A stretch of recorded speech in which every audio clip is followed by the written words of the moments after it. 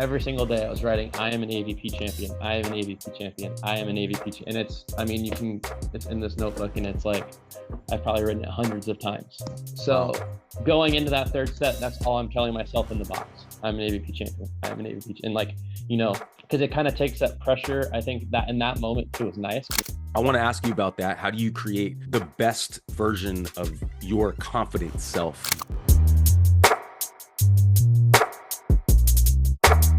Hello, welcome to another episode of Within the Game. My name is Aaron Wexler. Thank you guys so much for being here.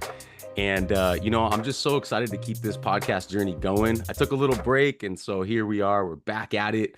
Within the Game is all about sharing inspiration, right? It's just an exploration of inspiration, motivation, and these cool topics like manifesting. And so today we're going to get into that. And today's guest is the one and only Evan Cory. Evan, thank you so much for being here, man. Yeah, of course. Thank you so much for having me. Yes, let's go, Evan. Evan's an AVP champion, winning twice this year in 2024 at Denver Waupaca with Brazilian Olympic gold medalist Alison Cerutti, and current player in the newly formatted AVP League. Evan played 4 seasons at Lincoln Memorial University in Tennessee and left the school as the all-time leader in kills, aces, and digs. Evan was also the valedictorian of his high school and currently offers a mentorship program for youth athletes, which we're going to get into. Your IG is at Evan Cory Volleyball. And again, once again, Evan, I just appreciate your time and energy. Thanks so much for being here. We're going to get right into it, which is this concept of inspired living. I want to ask you about that. I usually start all shows with that. What does that mean to you? Yeah, I think that honestly, it kind of defines who I am as an athlete and who I strive to be on and off the court. I think a big part of my journey in my career, as I'm going on, is really finding out and understanding that I have this super unique story, and being able to inspire and help others live the best life and be the best version of themselves possible, is just kind of what it feels like I've been put here to do, is to try and live my life in a manner that inspires people to be the best version of themselves, to achieve whatever goals that they want to achieve. And yeah, I think that's just pretty much what it means to me. I love that. I really love that. I mean, I share the same energy, and that's kind of the reason why I started this show. And I love highlighting people like you. Before we go further, could you just share a little bit of your story, like where, how you found beach volleyball and, you're just kind of your athletic journey leading up to now? Yeah, so my journey is pretty long, as far as actually getting to where I am now, and very proud of that journey. I think I started in Louisiana, so I'm from New Orleans. I started playing when I was about 14 years old, so volleyball isn't really known in Louisiana. Obviously now, with me, and we have Taryn and Kristen, who are obviously putting it on the map even more. Um, in Louisiana, like everybody's like, oh yeah, of course Louisiana is volleyball. But before that, um, there's always been a lot of volleyball in Louisiana. So they have these complexes that are attached to bar and grills, and people basically go and play in these beer leagues. Like my mom and dad would just go, on Thursday, Friday night, and go and hang out with their friends. They'd play some volleyball, and that would kind of be it for them. And that was kind of how I got introduced. I've always played sports growing up, so I've loved competition. And of course, you introduce another sport that's competitive, I was all about it. And so I was out there, 13, 14 years old, and wanted to play, and they just would never let me play on their team. And it was like killing me. And then one day, all of a sudden, they needed a sub and they couldn't find anybody. So I was a sub.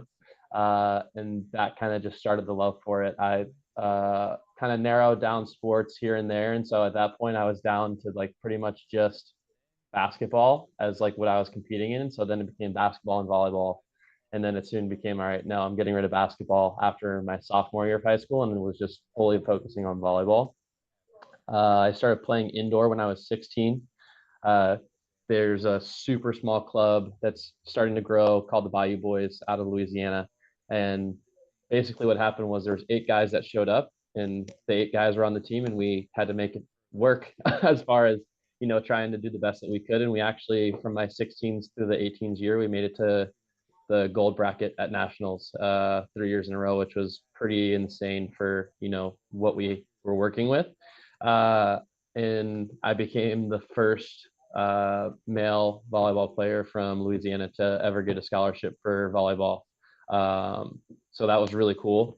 And then I got to help start the program at Lincoln Memorial University, where, like you kind of highlighted, had a very illustrious career there, uh, and helped turn that program into, a year 1 program. In year 4, we were, on the verge of being a top 15 program. So that was really cool to help build. And, um, that's inspiring, just that was so inspiring for myself, like being able to go and do that. And now being able to talk to all these guys that are either still there or just left, and being able to help guide them on their journey. And it's like, I think one of the coolest things for me was whenever these guys that were freshmen when I was seniors, they're all reaching out to me and just asking me about my process, and what I was doing, and what's the best way to lead and things like that. That was like the coolest part of the whole process, because being able to like leave that mark on those guys, and uh, doing things in the right way that they felt like that I should be the guy that they asked, was really, really cool. And then after that, I graduated during COVID. I didn't go back and take my 5th year, my free year from COVID. I just decided 4 years of indoor was enough for me. um, I had some opportunities to go and play professionally overseas indoor, but some sponsorship stuff was kind of tough because of COVID, and clubs didn't quite have the money that they thought they were going to. So I decided I grew up playing beach. I always wanted to go back to playing beach. I figured, okay, I'll go make some money indoor, come back to beach later.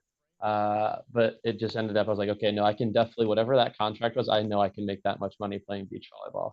So I kind of just bet on myself. I went back to Louisiana for during May of COVID, and just started grinding. The bar and grills, one of the nice things I know in California, the beach is like fully shut down, but for us, the bar and grills are private. So, nobody can really tell you what to do. And I had a great relationship. My coach and I had a great relationship with the owners there. And so we were able to just go in and day out, and just grind and grind and grind and grind. Um, and then once tournaments started happening again, we were ready to go. And yeah, now somehow I'm here. Just, you play the tournaments, you work your way up the ranks, and uh, it's really cool that I just get to do this full time now. Yeah, man. No, I appreciate you sharing all that. You mentioned doing things the right way.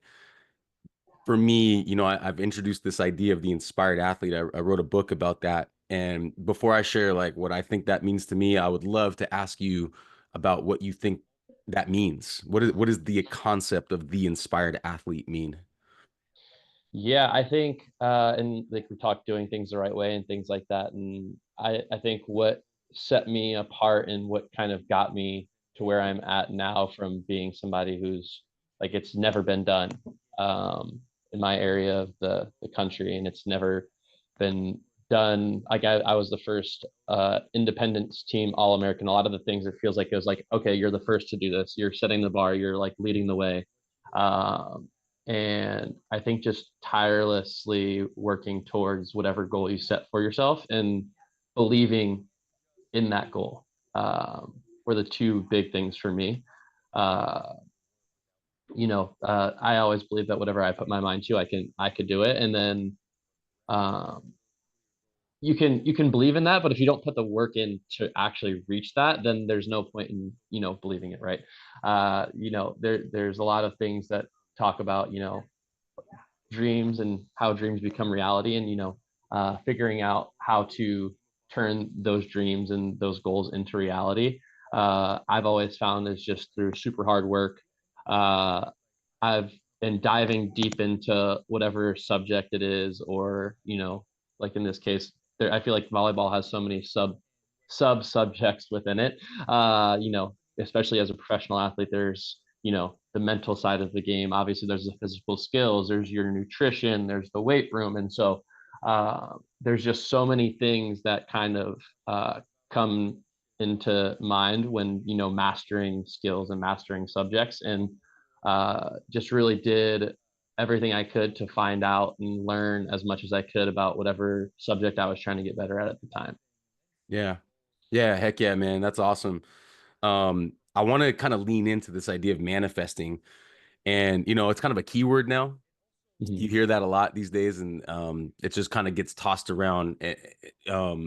Actually, wait, let me go back a little bit to just to respond to the inspired athlete, and then we'll get into the manifesting. The inspired athlete, for me, the energy of that is, I believe that's an energy that's inside all of us, right? And it's up to us to let that energy come through, to evoke it more consistently.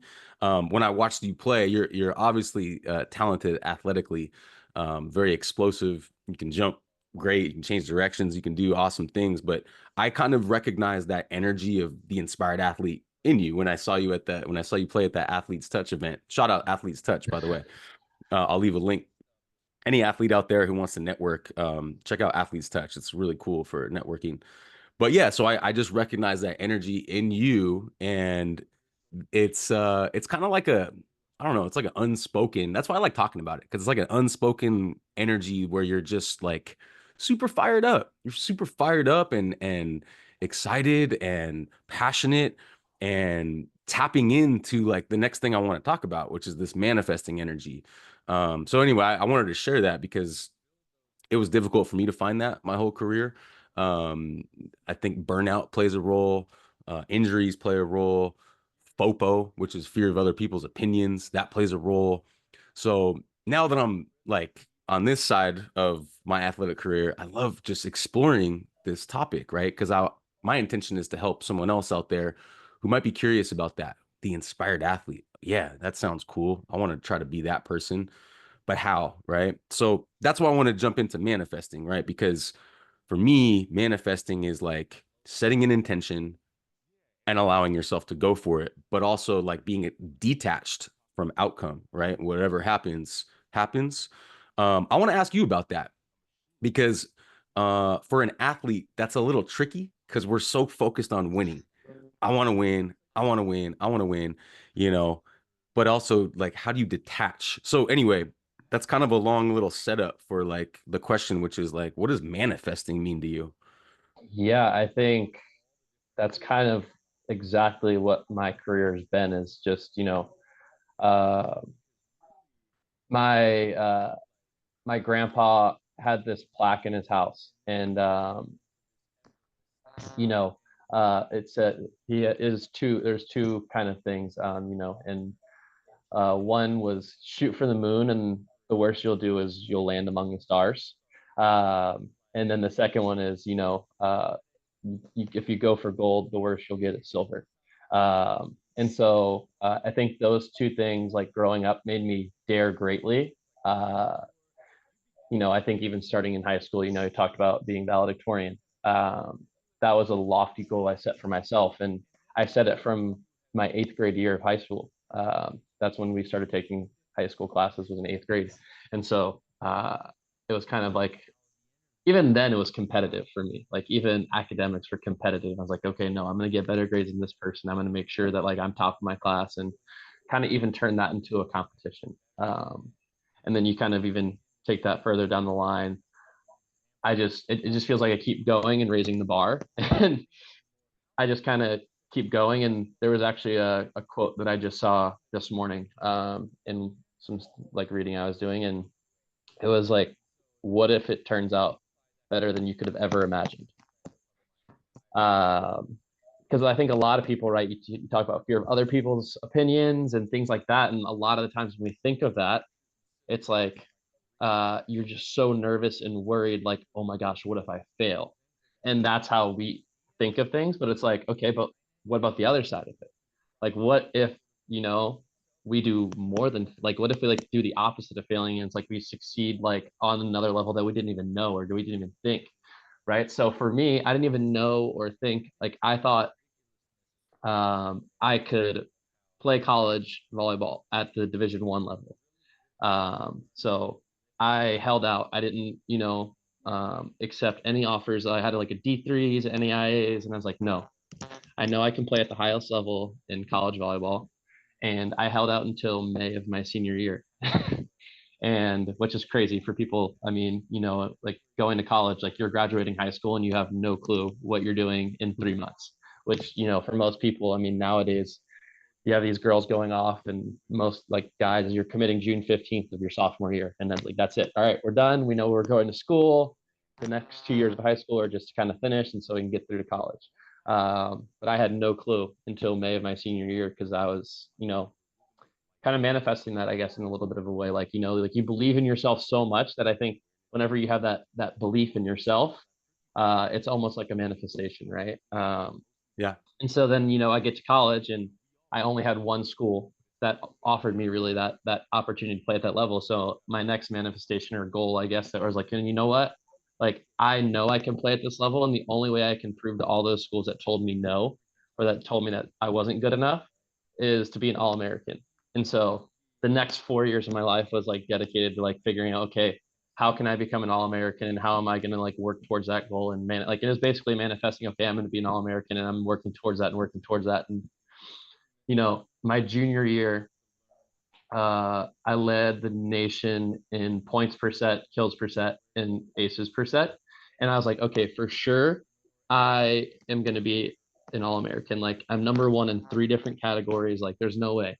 And I still didn't get it. And so I think that's where, we talk about like super working really hard, mastering subjects in every type of way is where that obsession really came in because it's going into my senior years. Like I'm leaving no stone unturned. I'm, dedicating. I thankfully at that point had finished most of my classwork up. So I had a smaller classwork load and things like that. And was able to really dedicate a lot of time and focus into all the super small things that go into it. So I really started taking that deeper dive into nutrition and, really started trying to get in more with my athletic trainer and talking more about doing personal stuff with my strength and conditioning coaches and really deep diving into film and how can I watch film this way versus this way and, preparing for opponents in this way.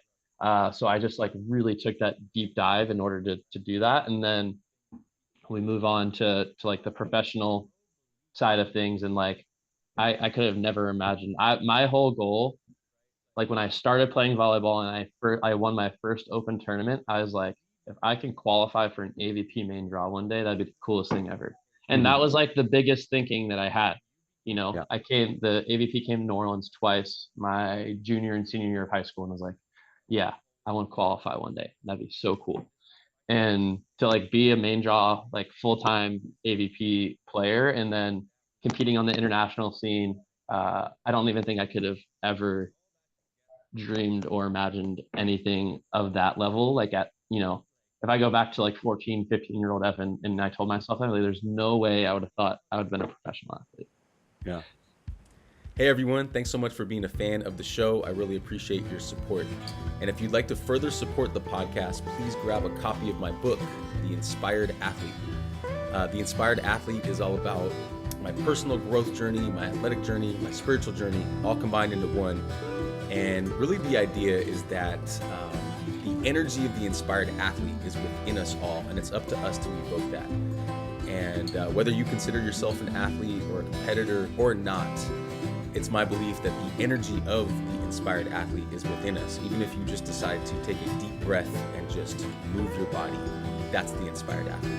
So it would mean a lot if you could help support the book project as well as the podcast by grabbing a copy. Links to the Amazon paperback version as well as the Audible audiobook version are listed below in the description. Thank you very much for your support. Stay inspired, y'all. So no, it's super cool. So I want to kind of go back on this idea of manifesting, right? Because I texted you about like this idea of the holistic athlete, like the holistic approach to not just being successful on the court, but part of the reason why I want to highlight your story is because it feels to me like you're doing your best to manifest the best version of yourself, and that to me is inspiring, right? Because a lot of athletes just want that success on the court or on the field or in their sport. And I don't want to take away from that. That's cool. Mhm. But to me, there's just so much more to it, right? And that's why I want to lean into that. So like when you're manifesting success in the sport, but simultaneously manifesting a better and better version of yourself. What does that look like? Are you doing meditation or visualization or even affirmations? Like I use affirmations almost every morning. For people that don't know what affirmations are, it's just like repetitive mantras over and over. And they can almost seem a little cheesy and corny, but I really like them because I think that they help train your brain. Could you talk a little bit about that? Do you do any of those things? Yeah, I was gonna say like you obviously touched on it, even elaborated on a little more, but affirmations were a game changer for me. I started doing them this year, and Cool. I was like, I read this book called The Confident Mind, which I think for a lot of people in like that mindset and wanting to change their mindset space is like probably the go-to book. There's a lot of different exercises and things like that I use every single day out of that book. But affirmations are like have been a game changer. I feel Awesome. because uh, like basically uh, energy goes where attention flows, right? So um, if you continuously put your attention in this area of like telling yourself you're not good enough, or you aren't this, or you aren't that, or you aren't this, and the more that you tell yourself you are something, and the more that you hear that, it's like crazy. It's almost like that like you're reading, you're like, okay, this is corny, but like your brain subconsciously automatically just listens. It's like just because it's reading that, it listens. And Yep. so you just continuously do that over and over, and then your brain's like, oh yeah, of course I'm this. Like, why wouldn't I be? And so even if like there's like times where you're like doing it and you're like, okay, this sounds so dumb. Why am I reading this right now or whatever? It's like your brain still like receives that information and processes it versus if your brain's like receiving and processing you. Even another, I think, interesting thing that has changed a lot for me this year is the way that I watch film. Um, and one thing out of that book that they've talked about is Tony Gwynn. So Tony Gwynn, like super successful baseball player, obviously, over 3,000 hits in his career, one of the best hitters of all time as far as um, batting percentage and things like that go, Hall of Famer. And so what he would do is every time that he made the right decision, swung at the right pitch, got a hit, things like that, he would save the clip and put it in a little folder. Every time that he struck out, missed the pitch, swung at a ball, he took the clip and threw it right in the trash on his computer. And obviously, there's a lot to learn from the things that you did wrong, but it's that same thing, right? If we're always focusing on the things that are wrong, then we're gonna like the attention's gonna go there, the energy is gonna go there. But if we put attention and energy to the things that go right, then it's like, oh my gosh, like I can watch this, I can repeat that success again and again and again. And that was just really interesting to me because I feel like every time that I've always watched film of like a game or something like that, it's always like, okay, well, what can we have done better? What can we do this or that? And people are always like talking about the people who are like, oh, well, you only just post your highlights on Instagram. You don't do this or that. Like, you know what I mean? Like, and like people like criticize those people who are trying to only look at the good. And from this book, it's like crazy that like you watch the things that you do good and you like try and emulate that more and more and more versus like, okay, like, well, I just watched myself get blocked 5 times and like now my self-esteem super low. And I've only watched how I failed. I never watched how I succeeded because there's so much to learn from the success and like, okay, well, I did do it right. How did I do it right? Why did I do it right? And so I think even changing that mentality was a huge game changer for me. That's awesome. That's awesome. Let's carry that further and really talk about confidence, right? Because this is a relatable topic for everybody, right? For all of us, who whether you're an athlete, an entrepreneur, or just a person, a human being, right? Like confidence is a super huge part of our journey. I want to ask you about that. How do you create the best kind of version of your confident self going into a game? Like, talk about your self-talk. What does your self-talk look like?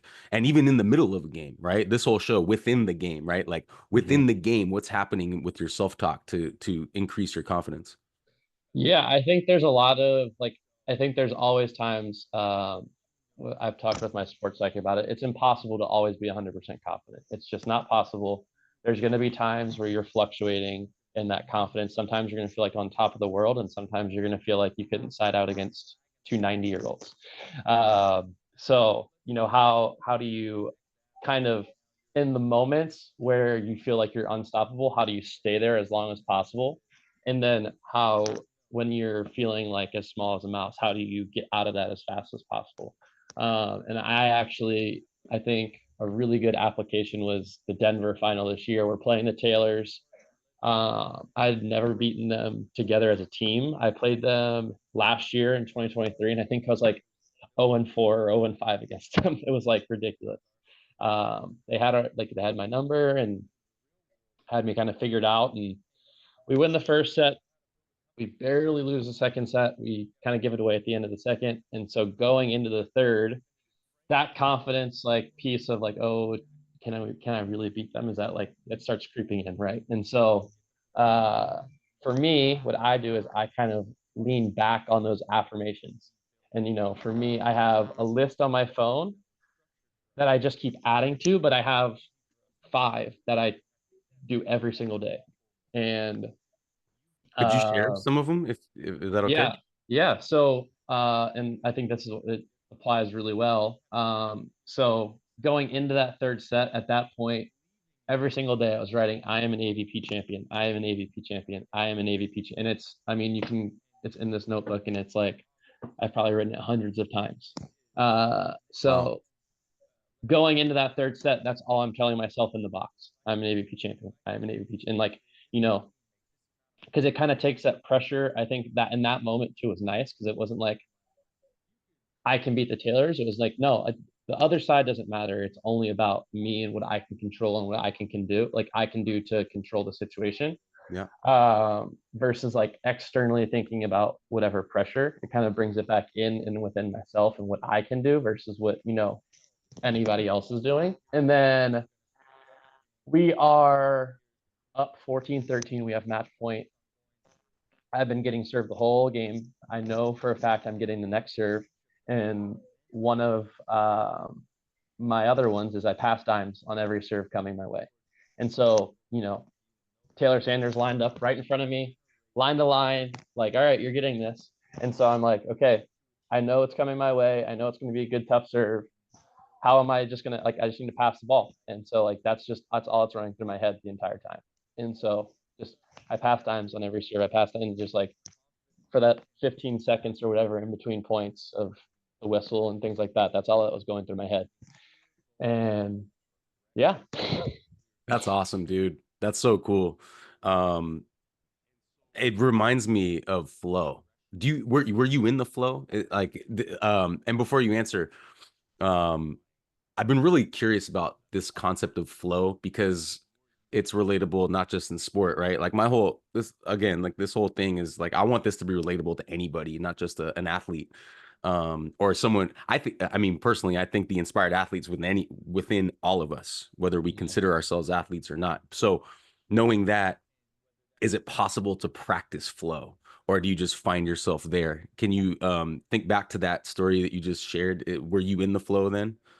Yeah, I think in that moment I was not because I was so like that. I think that confidence kind of took that step back. I like kind of, had, I think almost the entire third set I was. And then like, like it's super pressure filled and like feel like, okay, oh my gosh, like this is like we're at the moment. And so I think that kind of happened.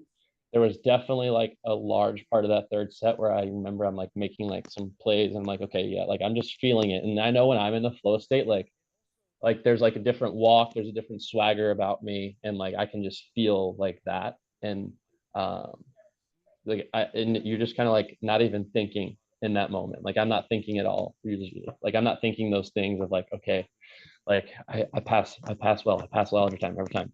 And so, in that moment, I definitely was not. And what we actually talk about with my sports psych is there's a flow state and then there's a clutch state. And so in the clutch state, you're not like flowing, right? You're not just automatically just going. You have to be like super task and oriented and like, okay, what's the next thing that I can do to help my team win? And so in that moment, it's like, okay, like what's the next thing that I can like need to do here? And what's next? What's next? And just like one little task at a time. And if I can just keep completing those little tasks over and over and over again, that helps me reach my flow state.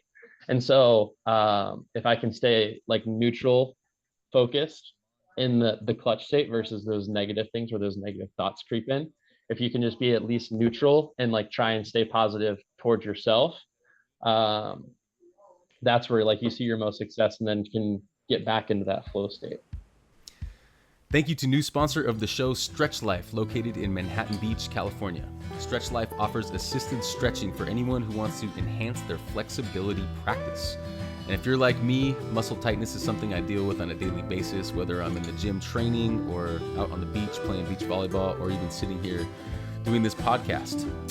It's a challenge to make time for the daily stretch routine.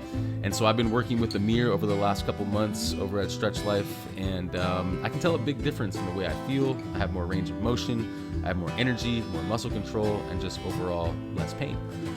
StretchLyfe is offering Within the Game listeners 50% off your first session. Just mention Within the Game when you book online or when you call in for the discount.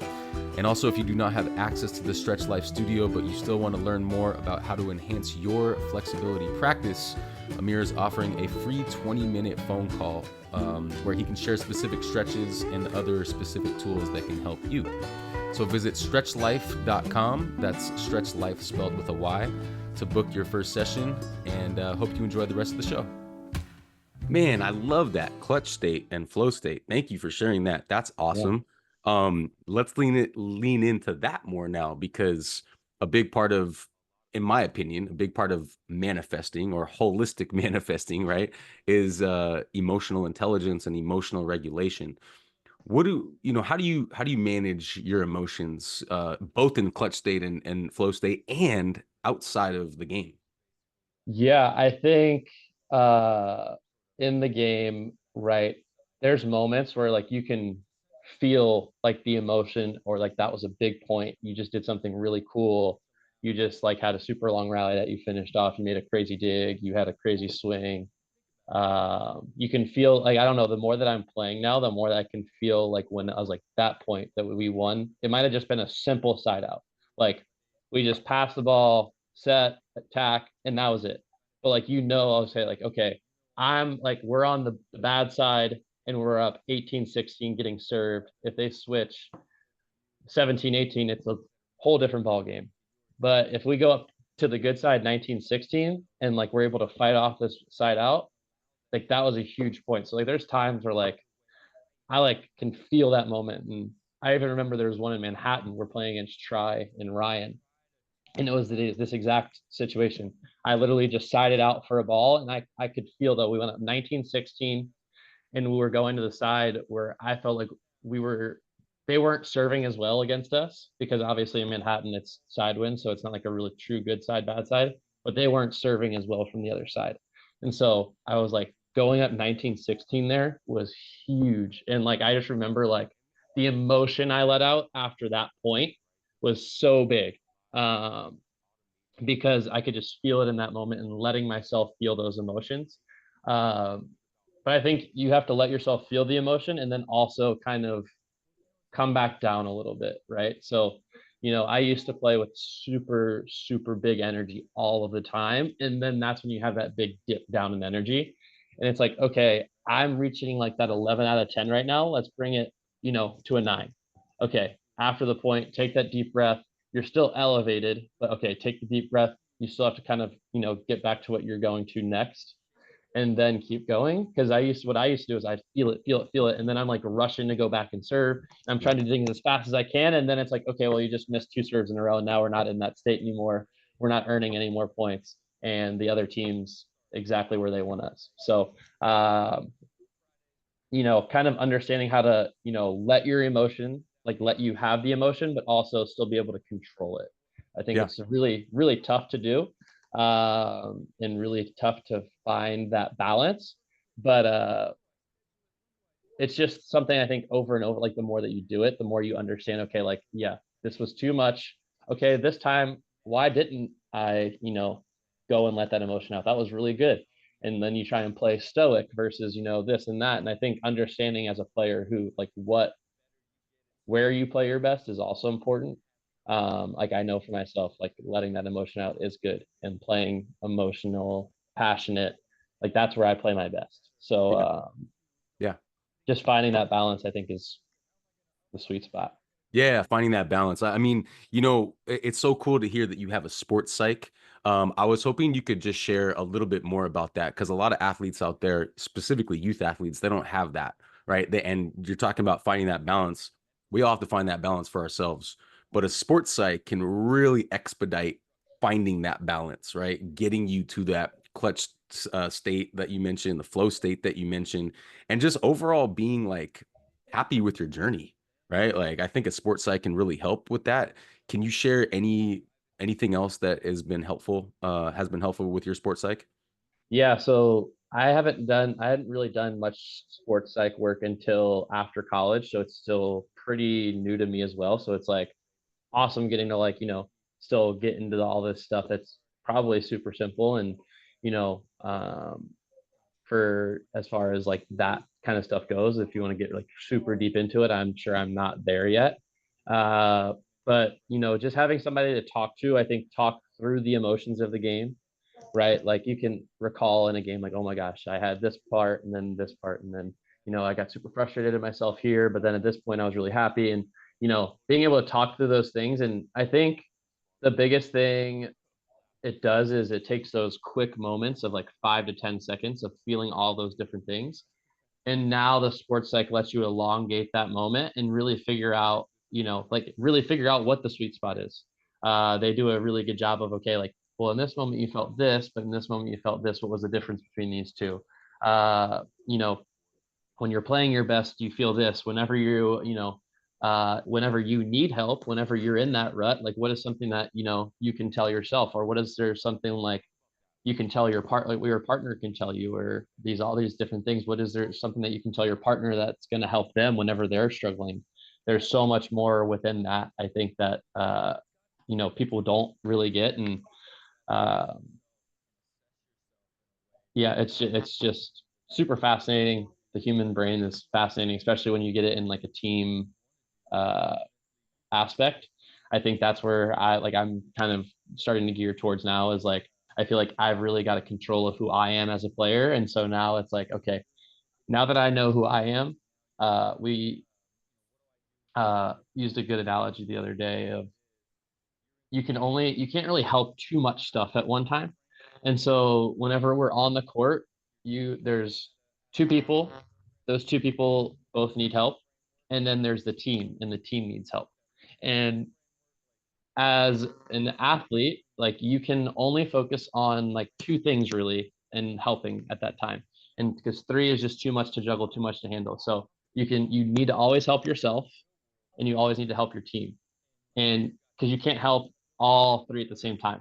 So you take care of yourself. Obviously, there's small things that you can do to help your teammate, but your teammate's going through their own mental processes as well. They're doing their own things to try and get into that space of wherever they need to be. And so there's those small little things that you can do to help, but like you can't. So what I figured out was there was times where I was like over trying to help and trying to do too much to help my teammate. And so then I kind of lost that focus of myself. So I was like trying to help the team and the other person. And in that, I lost helping myself and playing my best. And so all you can really do in that moment is help yourself the best and help the team in whatever, smaller aspect that you can.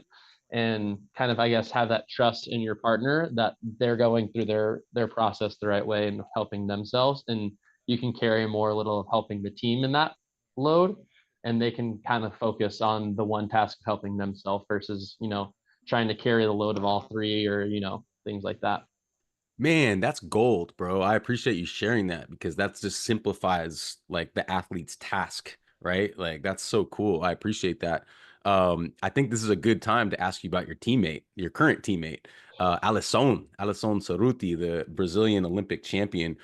Um, I have to ask you about, how you guys paired up and your team dynamic now and what it's like playing with him, because he's a legend. He won I believe he won in 2016 the gold medal in Brazil, right?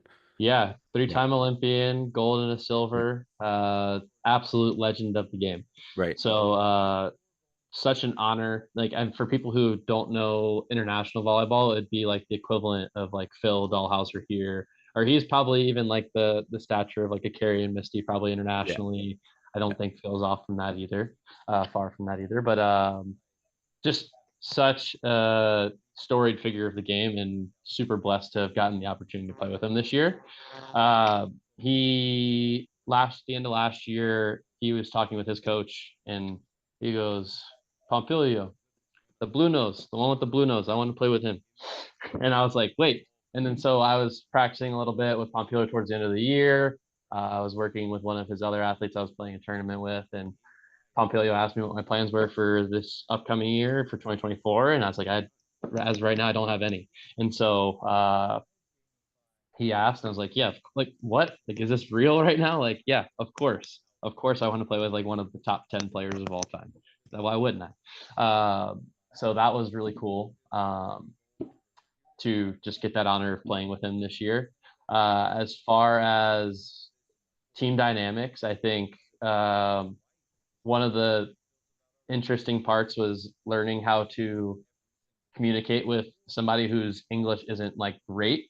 I think his English is enough to get by, but learning how to, kind of, I think this is where like I finally was able to take care of myself, because it's like, okay, I can't do a ton to help him right now because he's not gonna understand if I like blah, blah, blah, like all of this different stuff and throw at it. So I just need to take care of myself, and I just need to do the best that I can to help him out in that moment. So if he's getting served, I just need to be the best setter that I can be, and whenever he gets a kill, just like kind of hype him up and try and give him energy whenever I can. And that's all you can do. And then Yeah. and I can do the best to control myself, but I can't do anything else at that moment. So I think that was a really big part of this year of learning that. Um, You ever thought about learning Portuguese? I tried. It's so tough. Because I went there for 3 weeks, so I tried to learn a little bit to try and at least get by. But their language is so much different than like like most people in the US know Spanish a little bit, and it's just like it's different enough from Spanish to like really kind of throw you off and really be tough. So that was tough. I learned like enough like hype up words in in Portuguese, to uh kind of get him going and helping him out a little bit there. And then as far as like I think like big lessons that I learned from him, and in those moments there was like two really big things that I think stick out. And it's funny, like you would think from like this like great all time that like there's going to be all this like crazy like deep knowledge, and it's honestly it was like so simple, but like almost to the point where like wow, how like do we not think of this? Like Like what? Like what? he literally goes, volleyball is simple. He goes, beach volleyball is simple. He goes, two people, one ball, one net. It's simple. And so he just like, he loves to break down the game simply. It's like, okay, like, we don't have to like think of it in this big complex way where our brains like turning. And like, okay, sometimes you just need to get back to super simple stuff. Just set it up and down, in this world of like people jump setting and things like that. And, I think that's where the game is heading. But like, there's times where super simple line blocks and super simple straight up and down setting is still there's still value in that. And there's still value in doing things in a simple way where your technique is good, you're doing the right things, and you're not trying to overdo things. Yeah. And I think you can beat a lot of teams that way, right? There's teams trying to do too much, they're making errors, they're doing this, they're doing that, and if you just play consistently and do things the right way, you're going to win a lot of games. um, and the second is just like beach volleyball is fun. He's like, smile. So like in those moments where there's a lot of pressure, or right, like you're really feeling it, and like, oh my gosh, like this, and he smile, my friend, because he always calls you my friend. Smile, my friend, smile. And like Awesome. whenever like if you're ever like kind of he feels like that tense moment, he was just like smile. It's beach volleyball. It's fun. Love that. And it's like so simple, but it's like it's true, right? Like we play this game, it's a game, and it actually brings me back to like my coach from Louisiana always says that the original reason that when we play a game when we're kids is because it's fun, Yeah. right? So the first time we play sports is because it's fun. It's fun to compete. It's fun to do this. It's fun to do that. You make up games as a kid and they're fun to play. And so he always talks about like it it's tough when beach volleyball becomes a job, right? And you don't think of it as fun anymore. And he's like, and it kind of like brought me back to that. It's like, why do we first play volleyball, right? Because we love to play it and it's fun to play. And Yeah, it no, I kind of love that. and it kind of That's cool. Oh, yeah. go ahead. I was gonna say it kind of just takes you out of that moment, right? Of that pressure and things like that. It's like, oh no, yeah, we're just having fun playing in the game that we love. Well, I mean, that's why I use that word holistic, right? Because like there's moments of like you have to in my opinion, you got to use anger sometimes or if you're frustrated, use that. Like utilize those emotions, but holistically, yeah, it's fun. It's a joyful experience when you have a macro view at what you're doing. Again, I want this to be relatable. It's not just about sports. Like whatever you're doing, like there's the holistic approach about your life is like, yeah, right, awesome. It's fun. Life is supposed to be fun. But then, utilizing or channeling energy for those specific tasks, I think is a good way to look at it. I want to transition a little bit with our remaining time. I got to ask you about the blue nose. And for people that don't know, I'm going to let you talk about it. But from my perspective, when I see not just beach volleyball players, but all athletes, when you add personality to what you're doing, the style that you compete or your appearance, I think that's great. I think that's awesome. It shows individuality, and it just personifies who you are to the rest of the world. Talk a little bit about the blue nose. The blue nose is fun. That's why, right? No. So I originally started doing it in coming out of 2020. Like I said, to go back kind of whenever I first started doing things professionally. I was playing these tournaments and I was playing in those ones where it's like, okay, you're playing one day, starting at 8 a.m., you're grinding it out the entire day. In California, it's only till sunset, but for in the, you know, Southeast, Midwest, and things like that, there's a lot of tournaments at these complexes. They have lights. And so it's like, you're really going like 8 a.m. There's a tournament I played 8 a.m. to 3 a.m. It's like almost 24 hours. It was crazy. It's a 19-hour tournament. And you're playing the finals at 3 a.m. You're exhausted. But basically what happened is those tournaments, I'm out in the sun for 12, 14 hours during the day. And no matter what, like I would reapply sunscreen and my nose would just get charred. So I knew about zinc oxide sunscreen, obviously, like see the lifeguards wearing stuff like that, whatever. So I just looked up zinc oxide sunscreen. The first one I happened to be upon was Zinka, Zinka, which a lot of people know from like back in the day and things like that. They do all the colored sunscreen. And so they do, instead of just the normal white, they have like 20 different colors. And I always wore the blue backwards hat. Like that was my thing since I was like 16 years old. I always wore blue backwards hat and kind of just came to be known from that. And then, I was like, well, why don't I just match to my hat? So now it's like, okay, the hat and the nose. And right out of that, the first big tournament after, COVID was done, it was like a 48 team tournament in Cincinnati. And there's people, from California playing, there's people from the Southeast, Midwest, everybody was just like, I need to play beach volleyball. So like it was like a pretty solid tournament, I would say. It was like if you took a AVP qualifier and instead of putting like you'd have like the top 48 teams and instead of narrowing it down to 4 or 8 teams that need to break, it's like you're just playing out until the end. Like if you played a full AVP qualifier out until there was one team left, that's what it felt like. And ended up winning that tournament and people were like, who's this kid with the blue nose? So it kind of just stuck. That's really cool, man. I think it really does show personality. My dad always told me, and shout out my dad, Howard Wexler. He always showed me like you got to stand out, man. You just look like another player. Like for sponsorship deals, for collaborations, for even for more fans, like you got to stand out. And so the fact that you're doing that, I think, is awesome. It reminds me of the pink cat from Karch Karai. Like that just made him stand out, and it put everyone's attention on them, right? And so I think it's really cool.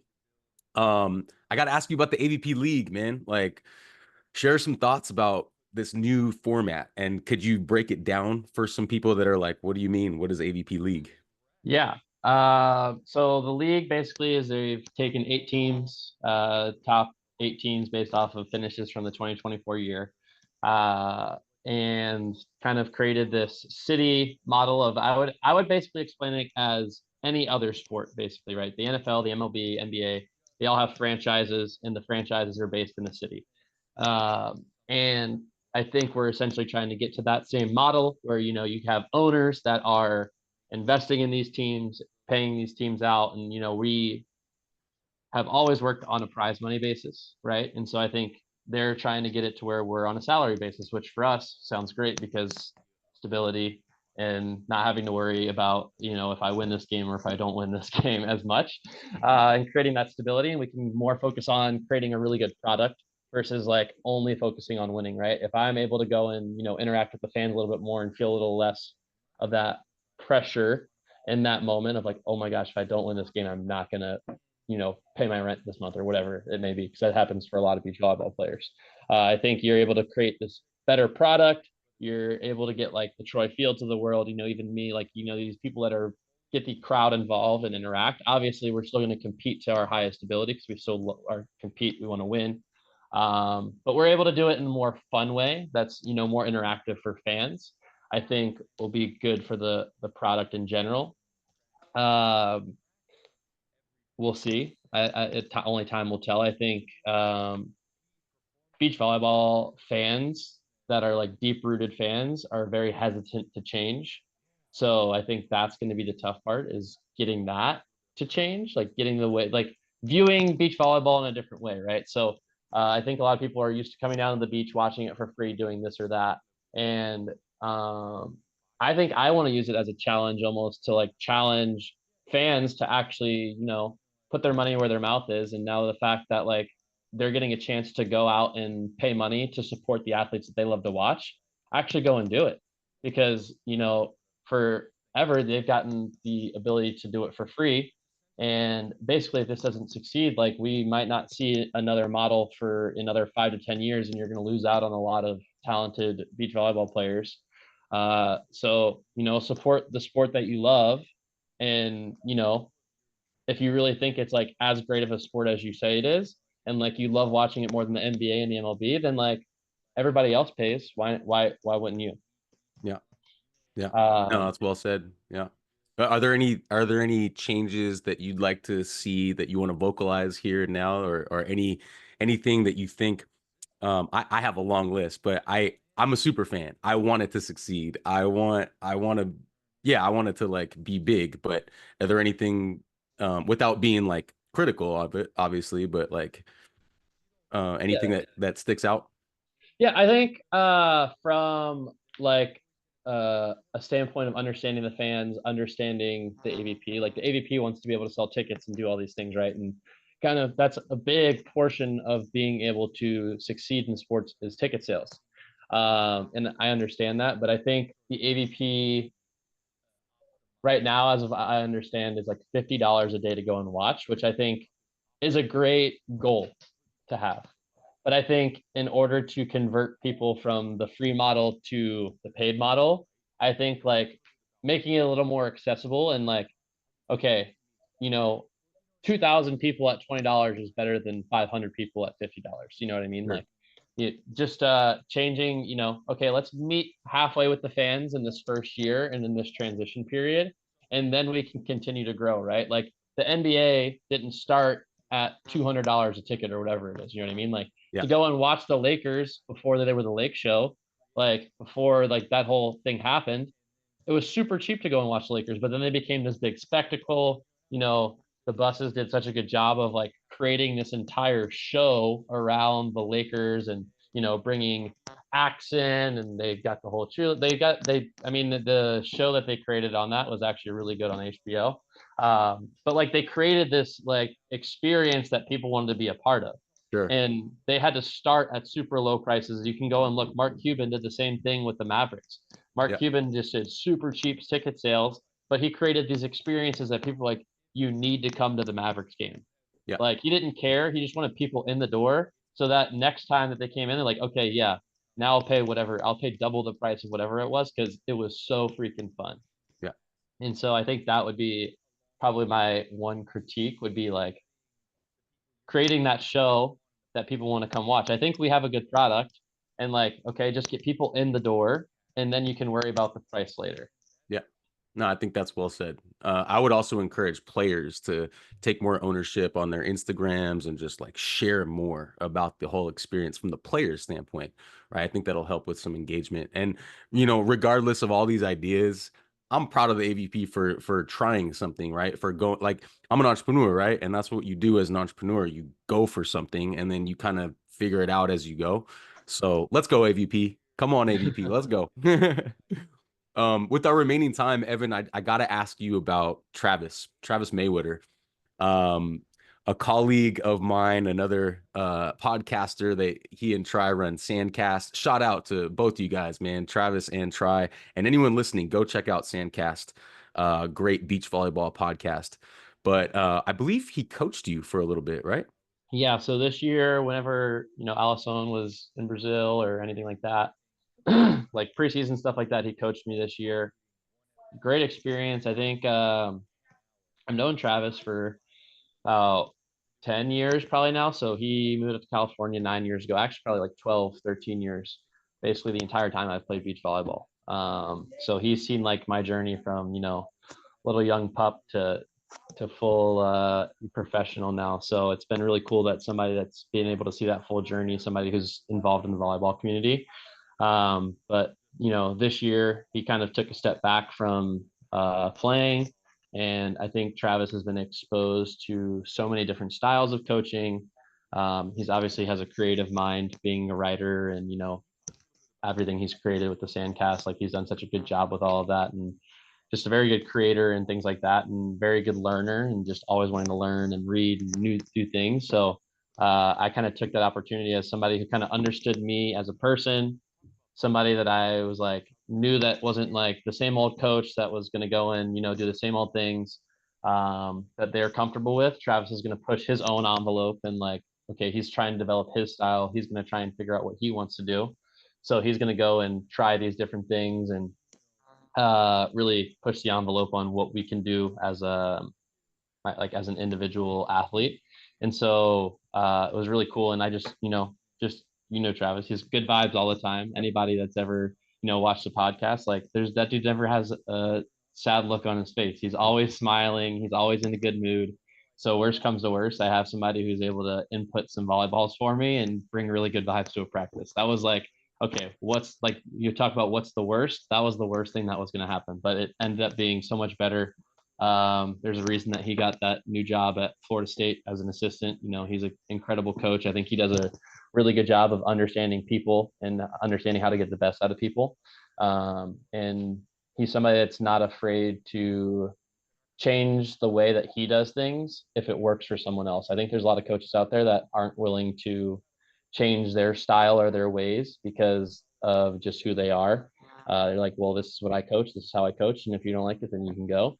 And I think he's somebody that's, understands the personality of a person and can change, okay, today you're feeling this or that, like we can kind of change this or that. And he's very flexible in his ability to change how he coaches.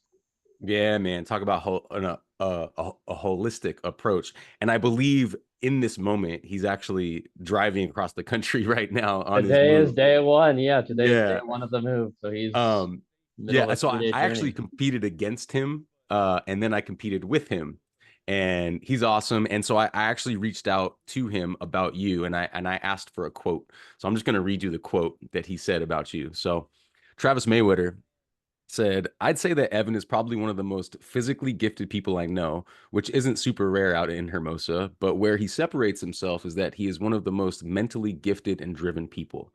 That combination makes for a supreme talent. And why I will tell anyone who listens, he has he has as a bright a future as anyone. and that's not limited to just volleyball. So I just thought that was a great quote, that's awesome. Yeah, that's awesome. Yeah, that is awesome. Evan, with our remaining time, I know we're going over just a little bit. Could you just kind of be a little bit brief on these things here, and then we'll Yeah. wrap it up. I heard you in their Sandcast episode, on you on the Sandcast episode talking about some nutritional guidance that you've been able to implement. Could you briefly share what that looks like? I think you mentioned something about genetic testing and then fine Yeah. tuning your nutrition. Yeah. Yeah, so I work with this company. Well, she's really a one-woman show, and she's incredible. She basically takes your genetics. So you get your genetics tested, and then she is a genomist and a nutritionist, which she's got a lot of qualifications. And she basically reads your genetics and kind of recommends what you should be doing with your diet and where are like some deficiencies and things like that and where you can improve and kind of get your best bang for your buck on things. And that's Root and Fruit Nutrition. She's incredible. She still, works here and there, checks in on performance and like, hey, like what is there things that we can kind of tailor based on the time of the year. If we're traveling internationally, hey, like what are some things that we can kind of focus on to help us out if we're traveling, things like that. So she's been incredible as far as helping us because she worked with Savvy and I on helping us out with our nutrition. Super cool. I'll link that information below as well. Could you also speak on your training program with the volleyball strength coach? Yeah, so volleyball strength coach, he's super big on Instagram. You can go and find him. He I met him a few years ago in Ohio. He lives in Ohio and super knowledgeable on just the strength side of things and combining it with volleyball. It's been great getting somebody who understands volleyball. I think a lot of times when you talk to strength and conditioning coaches, they're more of like the football, basketball, baseball type of lifters and don't quite understand, I think, our sport as much. So having somebody that understands the sport, understands the movements, versus somebody who has just kind of come in from another sport and is trying to learn the movements has been really good. He played at Division 1 level indoor at Ball State, so he definitely understands volleyball at a high level, and is able to apply a lot of the stuff that he's taken the time to become the best in his profession at. So yeah, he's been great in designing programs based on the time of year and just really working with me on an individual athlete basis to help me perform at my best. Yeah. No, it's awesome. I think I'm gonna have him on the show soon too. So that's cool. And Nice. that's thanks to you. Um, you actually share some of your workouts on your social media. Could you just briefly, I know we're over time, but could you Yeah, just no briefly worries. talk about social media? Because I think this is like the number one most relatable thing to all of us, right? Social media feels like it's like a chunk of your day. It feels like that. I don't know if that is for all of us, but it feels like we tap in, right? A big part of our day, it seems like. It's just funny. Maybe you could talk about this too, this concept of scrollitis. I feel like is kind of prevalent right now. It is. And it's It pretty very much is. relatable. And it's like, I want to ask you, as an inspired athlete, as a pro athlete, as someone who's using social media and working on brand deals and your own brand itself, how do you kind of balance the scrollitis and the social media stuff? Yeah, I think there's important times. I actually just listened to a podcast about recovery and things like that, and it was actually from Travis. Travis sent it to me, but it talked about recovery and things like that, and I think checking out mentally, kind of. Uh, and there's ways that you can check in and check out. So, like, if you're super invested in the comment, and or in the reels or whatever that, and like you're invested in like all this stuff, and like you're like, it kind of works you up. It's actually been interesting to kind of figure out, okay, if I I'm going to check out and just kind of scroll and like whatever, or am I invested and I'm like actually like expending mental energy on this. So I'm actually, and I just listened to that this week, so becoming a little more aware of like what I'm actually looking at on Instagram. And like, is it like actually like just me kind of like checking out and like just kind of seeing stuff and like laughing for no reason, or is it like, okay, no, this has got my brain going, and like, okay, now I'm like thinking more and more about this or that, and am I like invested like in this dramatic, whatever part of this show, or so, or of like whatever, celebrities and things like that. Yeah. I think that's really important. I think social media scroll-itis management, there should be like a class on that for all kids, because it's just a big part of the future, and the present, right? Um, Evan, talk about your mentorship program. Kind of waited for this whole time to go by, but I really want you to kind of share what you got going on. Yeah. So, I mean, pretty much everything that we've talked about on the podcast, right? Like so far is kind of a part of this mentorship program that I've been developing. Cool. So we talked, like obviously I've had this super long journey to get to where I am. I've done a lot of self research, self experimentation almost, of things that work, things that don't work. You talk about the nutritional side of things, and then you talk about the weightlifting side of things, and you talk about recovery and the mindset. And, I'm taking all of these journeys, and I've done so much of like trial and error, that I basically feel like I've gotten to a point where I feel pretty comfortable with who I am as a person, feel comfortable about my processes. Obviously, I'm still trying to learn as much as I can. I don't think it'll ever be perfect, but I feel like comfortable enough now that I have enough tools that I can, actually help the next generation of athletes. And so I started this mentorship program, where one-on-one right now, we meet once a week, about an hour, and we'll cover, any of the pretty much the topics that we've covered today. Film review, I've got on there, mental health stuff on there, like personal character development, all these kinds of different things. Uh, so just kind of been developing, all of that. And then I'm actually super excited. I think in this off season, going to work in more, instead of a one-to-one, kind of do a clinic slash, workshop where hopefully we'll be spending some weekends in some places and working with clubs and kind of having, 15, 20, how many ever people have at the club that kind of want to be a part of it, and create this experience where we get some on-court stuff. We also kind of get that goal setting and, kind of introduction to the mentorship program, and kind of get a little mini workshop in that. So kind of super excited to launch that. I've actually been working on that this past week, as far as getting those clinics and things designed for an entire weekend experience for people if they want to be able to do that. That's super cool, dude. I'm gonna have you. We'll talk more about that because I'd like to have you come to West Coast Beach and Yeah. and start to do that as well. But if anyone's listening to this, how would they get more information, or how can they sign up for the mentorship? Yeah. So as of right now, you can just DM me on Instagram, Evan Cory Volleyball. And I'm actually in the process. I'm working with a website designer on creating, actually Evan Cory Volley, but and then my website will be Evan Cory Volleyball. And there will be a section that has all of the details of the mentorship and things like that once the website is finished. And that should be finished in about a month or so.